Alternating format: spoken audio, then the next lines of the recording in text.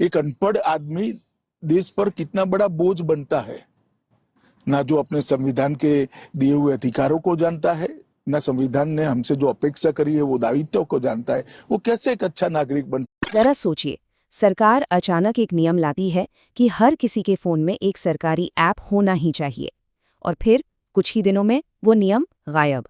ये कोई hypothetical situation नहीं है, हाल ही में भारत में बिल्कुल यही हुआ है। तो चलिए समझते हैं कि ये पूरा मामला आखिर था क्या। तो हुआ ये कि सरकार ने एक फरमान जारी कर दिया, कहा कि अब से जितने भी नए स्मार्टफोन बिकेंगे उनमें एक खास सरकारी ऐप पहले से ही डला हुआ आएगा। दादागिरी करेगा मेरे साथ, दादागिरी करेगा, तेरी दादागिरी निकाल दूंगा मैं। लेकिन कुछ ही दिनों के अंदर जब चारों तरफ से इसका विरोध होने लगा तो सरकार ने एकदम से यू टर्न ले लिया और अपना ही फैसला वापस खींच लिया।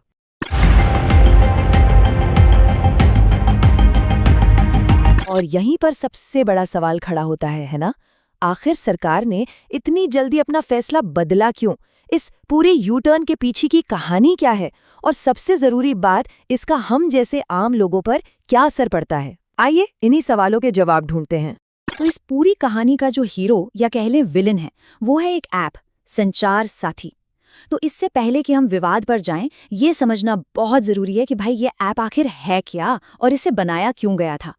देखिए, संचार साथी को डिपार्टमेंट ऑफ टेलीकम्युनिकेशंस यानी दूरसंचार विभाग ने बनाया है, और इसका मकसद बिल्कुल सीधा है।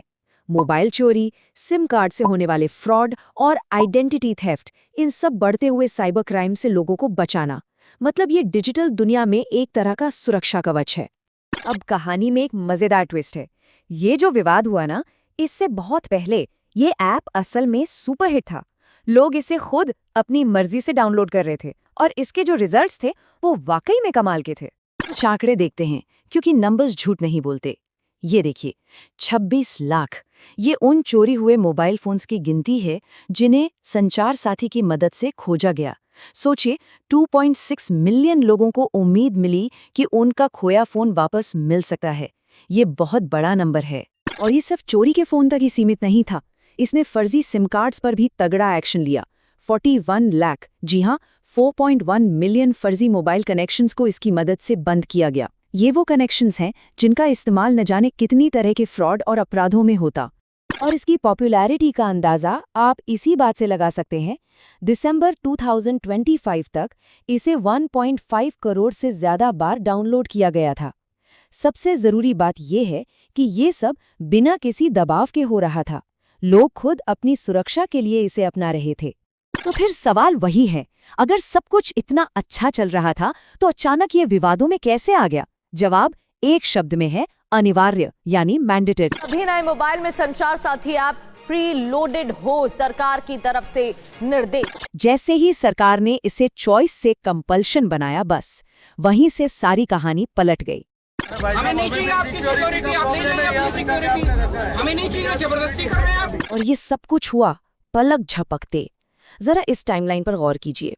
28 नवंबर को आदेश आता है, और ठीक 5 दिन बाद 3 दिसंबर को आदेश वापस ले लिया जाता है। सिर्फ 5 दिन। आखिर इन 5 दिनों में ऐसा क्या तूफान आ गया कि सरकार को अपना इतना बड़ा फैसला वापस लेना पड़ा? विरोध की लहर हर तरफ से उठी। प्राइवेसी एक्टिविस्ट ने कहा कि ये तो बड़े पैमाने पर जासूसी का हथियार बन सकता है।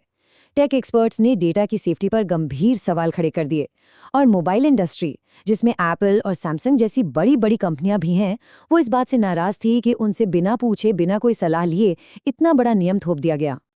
अब इतने जबरदस्त और चौतरफा विरोध के बाद सरकार पर दबाव बढ़ना लाजमी था। तो चलिए अब ये समझते हैं कि सरकार ने कदम पीछे क्यों खींचे। सरकार ने सिचुएशन को संभालने की कोशिश की।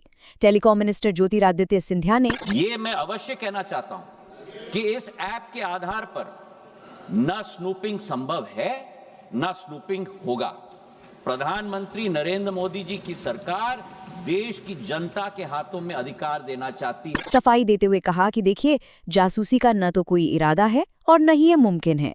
ये ऐप तभी काम करता है जब कोई यूजर खुद से रजिस्टर करे, और तो और इसे जब चाहे डिलीट भी किया जा सकता है। हमारी योजना ऐसे नहीं होती। आपको लगता होगा कि लास्ट मोमेंट ऐसा कर दिया, लास्ट मोमेंट ऐसा कर दिया। ऐसा नहीं होता है जी। हम बहुत डिटेल में प्लान करके चीजों को ऑर्गेनाइज करते हैं। वहीं दूसरी तरफ इंडस्ट्री ने तो राहत की सांस ली। India cellular and electronics association के चेयरमैन पंकज मोहिंद्रू ने सरकार के इस फैसले का स्वागत किया। उन्होंने कहा कि ये एक बैलेंस्ड अप्रोच है और इससे ये भी पता चलता है कि इतने बड़े फैसले लेने से पहले सबसे बात करना कितना जरूरी है ताकि भरोसा बना रहे। तो अब जब ये पूरा तूफान थम गया है और फैसला वापस हो चुका है, तो इसका मतलब क्या है एक आम यूजर के लिए, मोबाइल इंडस्ट्री के लिए और खुद सरकार के लिए इसका क्या असर होगा? चलिए इसे समझते हैं। तो सीधी सी बात अब ये है, पहले प्लान था कि ये ऐप फोन में पहले से ही आएगा, चाहे कोई चाहे या ना चाहे। लेकिन अब हकीकत ये है कि ये पूरी तरह से ऑप्शनल है। अगर किसी को लगता है कि ये उनके काम का है तो वो इससे डाउनलोड कर सकते हैं, वरना नहीं। फैसला पूरी तरह से यूजर का है। तो कुल मिलाकर कंज्यूमर्स के लिए इसका मतलब है चॉइस की आज़ादी, इंडस्ट्री के लिए एक मुश्किल नियम से छुटकारा, और सरकार के लिए ये एक सबक है कि पब्लिक और एक्सपर्ट्स की राय सुनना कितना जरूरी है। कितने तेजस्वी लोग हैं हमारे पास, कितने शानदार विचार रख। लेकिन रुकिए, कहानी अभी खत्म नहीं हुई है।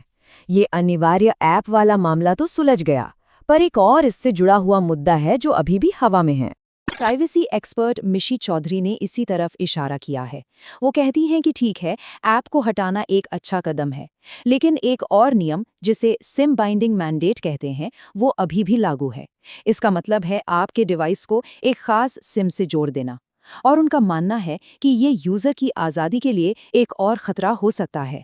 और ये पूरा मामला हमें एक बहुत पुराने और ज़रूरी सवाल पर लाकर छोड़ देता है, सुरक्षा और आज़ादी के बीच वो सही लाइन कहाँ खींची जाए। टेक्नोलॉजी हमारी जिंदगी में जितनी गहरी होती जा रही है, ये सवाल उतना ही अहम होता जाएगा, और इसका जवाब हम सबको मिलकर ही ढूंढना होगा।